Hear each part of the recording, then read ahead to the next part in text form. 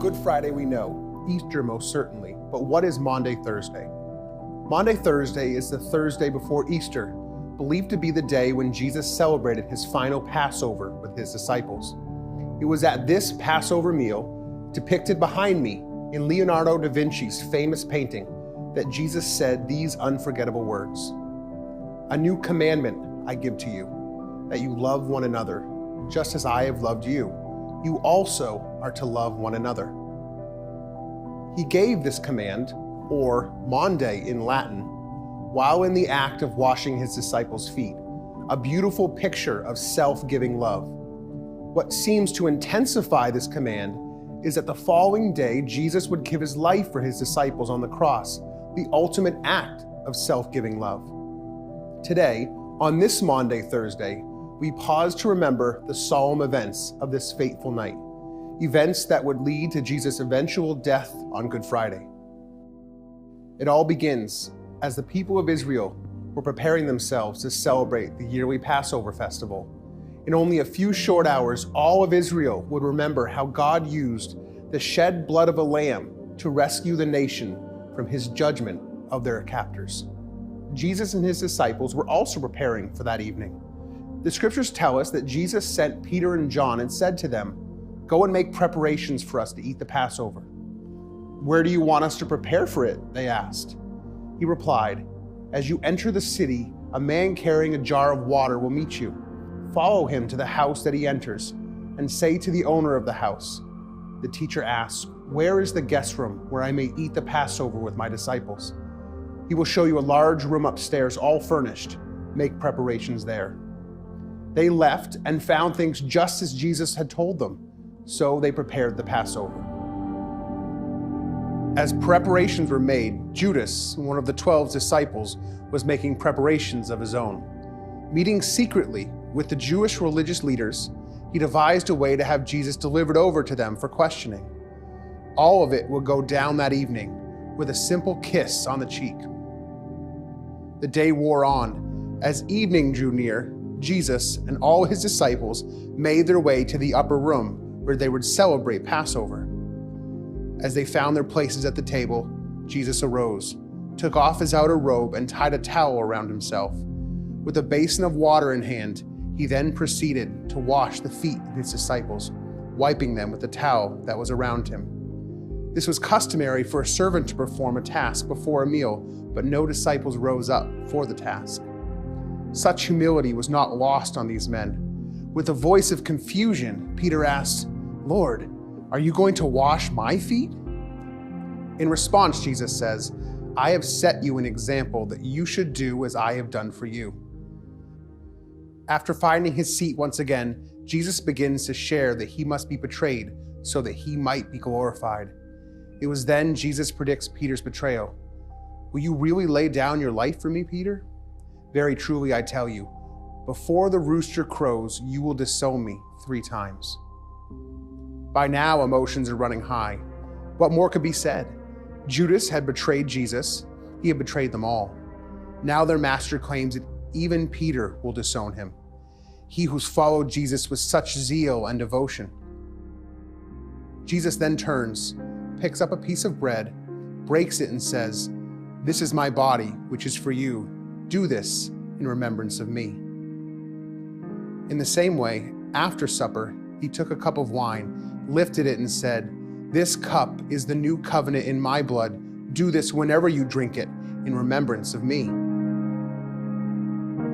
With those few words, Jesus was identifying himself with the Passover lamb, of which they were remembering. But now, Jesus was saying that God was going to make a new covenant with his people. His sacrifice on the cross, an act still unknown by his disciples, would be the basis of this agreement. A sacrifice that would cause each of them to doubt and question their time with Jesus, but a sacrifice that must occur if God's will was to be accomplished. He then passes it to his disciples to drink with him. With that, Jesus gives a few words of instructions, a few words of promise, all to encourage his disciples for what lay ahead. They sing a hymn, and then they depart. They went to a place called Gethsemane, and Jesus said to his disciples, "Sit here while I pray." He took Peter, James, and John along with him, and he began to be deeply distressed and troubled. "My soul is overwhelmed with sorrow to the point of death," he said to them. "Stay here and keep watch." Going a little farther, he fell to the ground and prayed that, if possible, this hour might pass from him. "Abba, Father," he said, "everything is possible for you. Take this cup from me, yet not what I will, but what you will."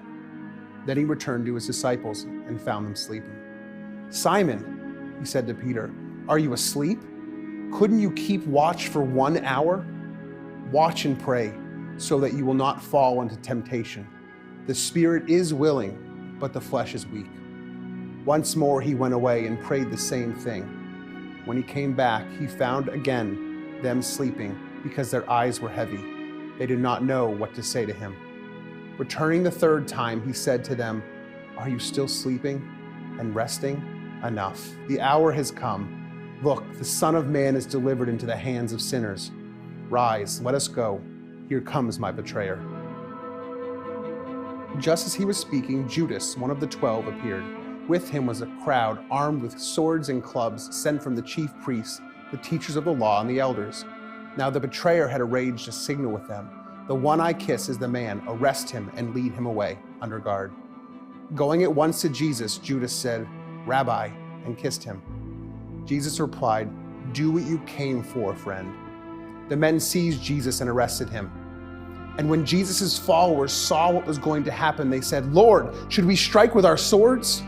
And one of them struck the servant of the high priest, cutting off his right ear.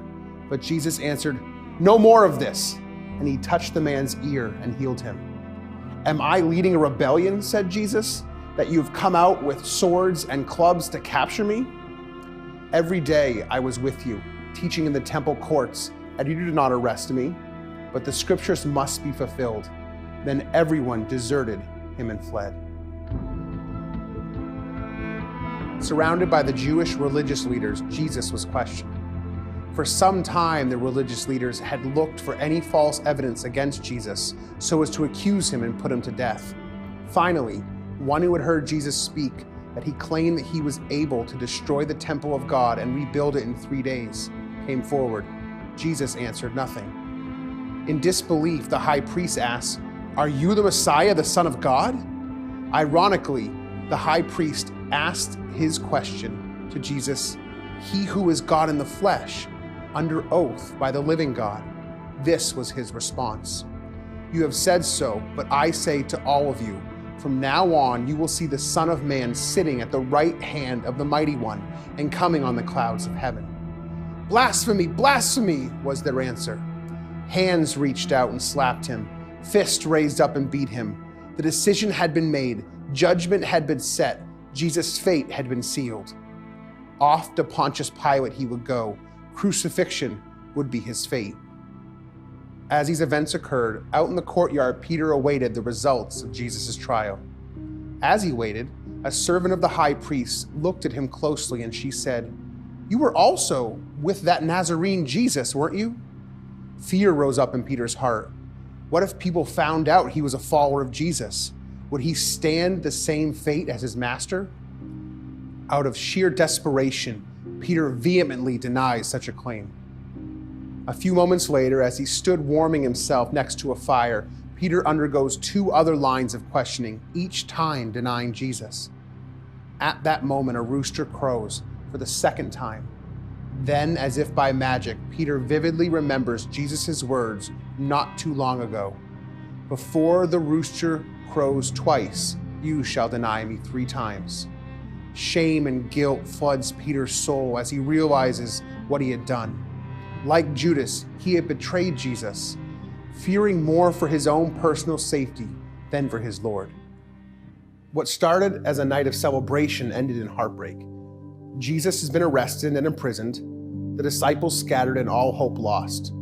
Yet with Jesus, there's always hope. We find this light of hope shining forth in Jesus' command. Just as I have loved you, you also are to love one another. Such sacrificial love points us to a little hill called Calvary and to a cross that Jesus will hang upon for all of us. Take heart.